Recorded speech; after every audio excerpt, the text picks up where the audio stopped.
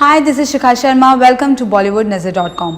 भारत में जहां मेहमान को भगवान माना जाता है, वहीं जब बिग बॉस के घर पर पहुंचे विवेक मिश्रा तो उनकी मेहमान नवाजी किस तरह हुई, आइए उन्हीं से जानते हैं। वेलकम टू बॉलीवुड नजर। Thank you so much, Shikha, and it's definitely a pleasure to be on this show. और मेहमान बन के ज़रूर मैं गया था बिग बॉस के घर में, लेकिन शायद बाकी लोग जो थे वो ये बात भूल गए कि अतिथि देवो भव होता है। और उन सबको डर लगने लग गया, इनसिक्योरिटी आ गई। अरे ये बंदा तो 5 हफ्तों से हमारे कारनामे देख कर आ रहा है, किसने किसकी पिचिंग करी, किसने कहाँ आग लगाई, कहाँ नमक डाला तो कहाँ मिर्ची डाली। तो सभी बड़े इनसिक्योर हो गए थे और उन्होंने ये प्लान कर लिया था कि इसको तो नॉमिनेशन में भेजना है, जिसके लिए मैं तैयार भी था। बट इतनी जल्दी आ जाऊंगा, सफ़र 7 दिन और 7 रातों में ख़त्म हो जाएगा, ये तो मैंने भी नहीं सोचा था। तो it was a shock for me too. किस तरह की खट्टी मीठी यादें आप लेकर आए हैं बाहर? हाँ, बहुत सही बोला आपने, खट्टी मीठी यादें ही हैं। एकदम मीठी यादें नहीं है और एकदम खट्टी भी नहीं है। काफ़ी उतार चढ़ाव भी हुए 7 दिन के भीतर। काम के लेके कुछ बातें हुई, कुछ बातें पर्सनल लेवल तक पहुंची। तबीयत नहीं ठीक थी और जब बहस हो रही थी तो आंसू भी निकले, रोना भी आया, घर वालों की भी याद आई। तो इस तरीके के अनुभव रहे, लेकिन काफ़ी कुछ सीखने को भी मिला, क्योंकि एक छत के नीचे जब 13 अलग अलग किस्म के शैतानी दिमाग होते हैं और उसमें आपको जब सामंजस्य बिठाना पड़ता है तो बहुत टफ हो जाता है। घर का काम करना, बर्तन धोना, यहाँ तक कि खाने का राशन कम होता था। मतलब अपनी रोटियाँ पेट काट के बचा के रखना कि सुबह के लिए हमारा ब्रेकफास्ट हो जाए। तो शायद ज़िंदगी में आगे बढ़ने के लिए मैंने बहुत कुछ सीखा। जब किसी रियलिटी शो की शुरुआत होती है तो कहा जाता है कि बहुत कुछ स्क्रिप्टेड होता है, तो आपको क्या लगता है, बिग बॉस स्क्रिप्टेड है या फिर सच में एक रियलिटी शो है? शिखा, जाने से पहले ना एज अ व्यूअर मुझे भी लगता था कि इतना लड़ाई झगड़ा तमाशा पक्का स्क्रिप्टेड है टीआरपी के लिए। लेकिन बिल्कुल स्क्रिप्टेड नहीं है, सब कुछ रियल है। और होता क्या है, इंसान इतना ज़्यादा शायद जो आसपास का एटमॉस्फेयर होता है उसके प्रभाव में आ जाता है कि उसके सारे एलिमेंट्स हिल जाते हैं ऊपर के नीचे, सारे स्क्रू ढीले हो जाते हैं। फिर वो बेचारा क्या कर रहा होता है उसको खुद भी नहीं मालूम है।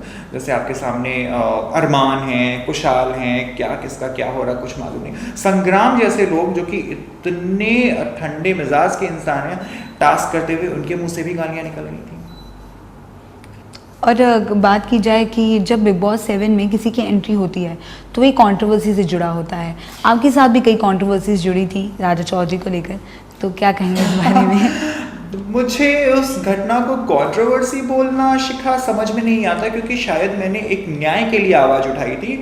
और किसी चीज़ को अगर आप समाज से अलग हट के न्याय के लिए आवाज़ उठाओ, उसको कंट्रोवर्सी का नाम देना सही नहीं है। मुझे अपना हक चाहिए था, न्याय चाहिए था। जिस इंसान ने गलत किया था मेरे साथ, उसको सज़ा मिलनी चाहिए थी। अगर इसका प्रभाव कहीं लगता है कि मुझे बिग बॉस में मिला तो उसको मैं अच्छा ही लेना चाहूँगा, कंट्रोवर्सी नहीं, क्योंकि मैंने न्याय के लिए लड़ाई करी थी। Okay, how was your reaction जब फर्स्ट टाइम आपको पता चला कि आपको बिग बॉस के घर जाना है? तो किस तरह की, कोई नर्वसनेस थी या किस तरह का रिएक्शन था? ऑनेस्टली मुझे लग रहा था फ़ोन नहीं होगा, इंटरनेट नहीं होगा, मतलब घर वालों को भी मिस करा। बट सुबह उठ के मेरे ऐसे हाथ जाता था, अच्छा ये तो ज़मीन पे सो रहा हूँ बिग बॉस के घर पे, यहाँ तो सेलफोन है ही नहीं। तो अच्छा लगा था। और ऑफ कोर्स इतना बड़ा नेशनल टीवी पे प्लेटफॉर्म है, सारी दुनिया देखती है। और बिग बॉस कहते हैं कि जो रियलिटी शोज़ हैं उनमें पायनियर शो है, सबसे पहले इंडिया में शुरू हुआ। तो बहुत सारे लोग जुड़े हुए हैं, भारत का जनता जुड़ी हुई है। तो मैं बहुत खुश हुआ था। लेकिन थोड़ा सा अनुभव ये खट्टा रह गया कि घर वालों ने मुझे पसंद नहीं किया, ग्रुपिज्म बना लिया। चूँकि मुझे जैसे काम्या और प्रत्युषा को जानता था, उनके साथ गया, वक्त गुजार रहा था, तो पीछे से ये सुनने को मिला हमारे साथ ओवर फ्रेंडली हो रहा है, हम तो इसको जानते भी नहीं। अगर आप जानते नहीं थे, मेरे एंट्री के बाद आपने क्यों कहा कि कोई अपना आ गया है? और नेक्स्ट डे बाथरूम में ले जाके प्रत्युषा मुझे मकरंद के साथ अपने पूरे ब्रेकअप की स्टोरी सुनाती हैं। तो अगर मैं उनका जानने वाला नहीं था तो उन्होंने क्यों किया, ये मुझे समझ में नहीं आता। इससे ये ज़रूर मालूम चलता है कि प्रत्युषा को मैं बताना चाहूँगा कि बालिका भी कभी वधू थी और वही उनके दिमाग में चल रहा है। और जितनी भोली सूरत है उतनी ही कमीनी सीरत है। तो दोस्ती का असली चेहरा आपके सामने आया, ऐसा कहा जा सकता है? वहाँ तो कोई भी दोस्त नहीं है शिखा, पर लोग गले लगाते हैं पीठ में खंजर मारने के लिए। कोई किसी का दोस्त नहीं है। जितने दिन साथ है, चूंकि नॉमिनेट नहीं हो, ग्रुप के साथ लेके चले, एक बंदे को टारगेट करके नॉमिनेट करें, इस वजह से दोस्ती चल रही है। धीरे धीरे चूंकि इतने कम सदस्य रह जाएंगे, आपस में फूट होगी, which is very logical also. बहुत कम समय के लिए आप थे वहाँ पर, लेकिन कोई तो ऐसा पर्सन है जिससे आप बहुत क्लोज रहे हैं और ऐसा कोई पर्सन जिसने आपको बहुत परेशान किया है?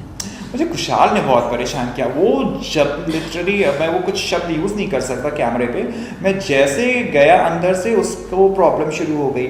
और मुझे शुरू में क्या हुआ था कि मैं तनीषा के साथ ज़्यादा घुला मिला नहीं, मैंने कोई बात नहीं करी क्योंकि मुझे लगा प्रत्यूषा और काम्या मेरे जानने वाले हैं, तो जो ये कह रहे हैं वो शायद सही होगा। तो मैंने एक धारणा बना ली थी तनीषा के लिए जो कि सही नहीं थी। तो जिस दिन नॉमिनेशन हुआ और एविक्शन का दिन था, शिल्पा निकल कर गई, उस दिन कुछ बातें हुई थी और मैंने और तनीषा ने बैठ के वो बातें डिस्कस करी। उसके बाद हमें लगा कि नहीं, हमारे बीच बहुत बड़ी मिसअंडरस्टैंडिंग थी और वो दूर हो गई। तो जो मैं एक दोस्त बना के निकला वो मैं तनीषा का नाम लेना चाहूँगा।